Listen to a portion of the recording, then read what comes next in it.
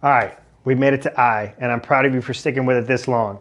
Now, I is one of my favorites. I is inspire, inspiration, and it is one of the most valuable methods of this formula, and one that I think is so underutilized. So, inspiration, where do you find it? What inspires you? And what I love about this process of the Eddie formula is that it's a process that makes an investment on us. So it forces us out of our comfort zone, obviously, for one. It's going to introduce us to this broad audience of people. So we're going to have way more diversity in our relationships.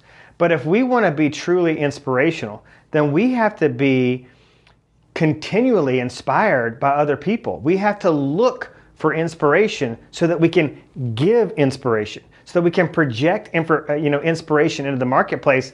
We have got to be consistently inspired. So it's all about, what do you listen to? What podcasts, Audible books? What are you watching on YouTube? What are you watching on television? What are you reading? And I want you to showcase yourself doing these activities, going to museums, going to classes, participating in online courses like this or webinars.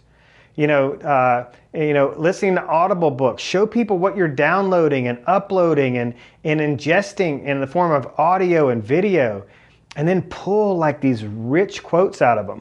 But more importantly than that, tell people why you're sharing it. Like, what does this quote mean to you? What did this book mean to you? What did this chapter, what affected this chapter that you just finished? What did that deposit in you? How did that change your heart or change your mindset? How did that inspire you? What action did that motivate you to take? Inspiration, oh my gosh, it's so much fun. And the thing that I think we overlook way too often in terms of inspiration, because maybe we see a very plastic, they say Facebook, I heard people call it fake book. You see people just being,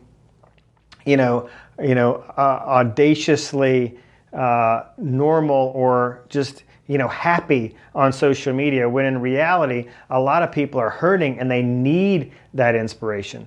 But likely something that you're going to say, this is a fair statement, I think, that rarely a day goes by that when I share inspirational content, that somebody doesn't reach out to me and say, that's exactly what I needed to hear today. Jason, I needed to hear this today. Thank you for sharing it. There's not a day that goes by that people don't reach out to me after I've shared something inspirational, where they don't thank me, or they don't express gratitude because they needed that message today. They needed that. They were struggling with something. They needed to hear it.